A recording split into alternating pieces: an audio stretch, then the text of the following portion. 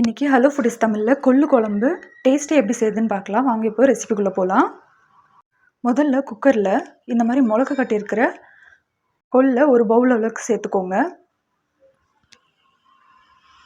சேர்த்துட்டு 2 பவுல் அளவுக்கு தண்ணி, 1/4 டீஸ்பூன் அளவுக்கு உப்பு.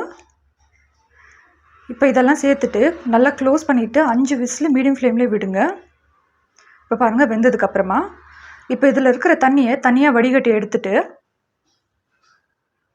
இந்த மாதிரி தனியாக வச்சுருங்க. இப்போ இதை ஒன்றும் பாதியாக நல்லா ஸ்மாஷ் பண்ணிக்கலாம். பாருங்கள் இந்த அளவுக்கு ஸ்மாஷ் ஆகிருந்தாலே போதும். இப்போ இதையும் எடுத்து சைடில் வச்சுட்டு ஒரு கடாயில் 4 டீஸ்பூன் அளவுக்கு எண்ணெய் சேர்த்துக்கோங்க. 2 டீஸ்பூன் அளவுக்கு கடலைப்பருப்பு, 1/2 டீஸ்பூன் அளவுக்கு வெந்தயம், 1/2 டீஸ்பூன் அளவுக்கு சீரகம். இப்போது இதை ஒரு 5 செகண்ட் வரைக்கும் நல்லா ஃப்ரை பண்ணி விடுங்க. இப்போது இதில் 10லேருந்து 15 பல் அளவுக்கு பூண்டு சேர்த்ததுக்கப்புறமா ஒரு 10 செகண்ட் வரைக்கும் ஃப்ரை பண்ணுங்கள். இப்போது கடலைப்பருப்பு கலர் நல்லா சேஞ்ச் ஆகிடுச்சு. இந்த ஸ்டேஜில் வந்துட்டு 2 மீடியம் சைஸ் வெங்காயத்தை இந்த மாதிரி ரேண்டமாக கட் பண்ணி சேர்த்துக்கோங்க. சேர்த்துட்டு இப்போ இதை நல்லா மீடியம் ஃப்ளேம்லேயே வதக்கி விடலாம். கலர் சேஞ்ச் ஆகிற வரைக்கும் வதக்கினாலே போதும். இப்போ இந்த ஸ்டேஜில் ஒரு 3 தக்காளியை இந்த மாதிரி ரேண்டமாக கட் பண்ணி சேர்த்துக்கோங்க. இப்போ இதையும் கூட நல்லா மீடியம் ஃப்ளேம்லேயே வதக்கி விடுங்க. பாருங்கள் தக்காளி எல்லாம் நல்லா சாஃப்டாக மாறிடுச்சு. இப்போ இதை நல்லா ஆற வச்சுட்டு தண்ணி இல்லாமல் பேஸ்ட்டாக அரைச்சி எடுத்துகிட்டு வந்துடுங்க. இப்போ இதை எடுத்து சைடில் வச்சுட்டு ஒரு பாத்திரத்தில் 4 டீஸ்பூன் அளவுக்கு எண்ணெய், 1/4 டீஸ்பூன் அளவுக்கு கடுகு, 1/4 டீஸ்பூன் அளவுக்கு வெந்தயம், கொஞ்சமாக கருவேப்பிலை. இப்போது வெந்தயம் கலர் நல்லா சேஞ்ச் ஆனதுக்கப்புறமா நம்ம அரைச்சி வச்சுருக்கிற பேஸ்ட்டை சேர்த்துக்கலாம்.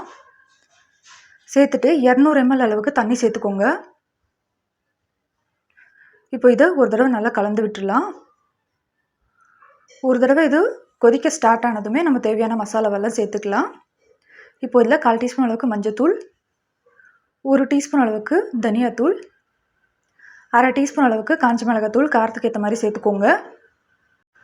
இப்போ இதில் 2 டீஸ்பூன் அளவுக்கு குழம்புத்தூள்.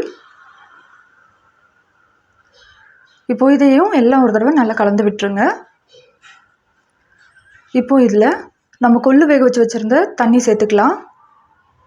அதோட வேக வச்ச கொள்ளியும் சேர்த்துக்கலாம். தேவையான அளவு தண்ணி சேர்த்துக்கோங்க. கொஞ்சமாக உப்பு. இப்போ இதை ஒரு தடவை நல்லா கலந்து விட்டுருங்க. இது நல்லா கலந்து விட்டதுக்கப்புறமா ஒரு 10 நிமிஷம் வரைக்கும் நல்லா கொதிக்கட்டும். 10 நிமிஷத்துக்கு அப்புறமா இதில் எலுமிச்சைப்பழ சைஸ் அளவுக்கு புளியை நல்லா கரைச்சி சேர்த்துக்கோங்க. புளியை சேர்த்துட்டு இதையும் ஒரு தடவை நல்லா கலந்து விட்டுடலாம். புளி சேர்த்ததுக்கப்புறமா ஒரு 5 நிமிஷம் கொதிச்சாலே போதும். பாருங்கள் நல்லா சூப்பராக ரெடி ஆகிடுச்சு. இவ்வளோதாங்க. ரொம்ப சிம்பிளாக, ரொம்ப டேஸ்டியாக, ரொம்ப ஹெல்த்தியாக கொள்ளு குழம்பு ரெடி. இதை ட்ரை பண்ணி பார்த்துட்டு எப்படி இருந்ததுன்னு சொல்லுங்கள். மறக்காம நம்ம சேனலை சப்ஸ்கிரைப் பண்ணிவிடுங்க.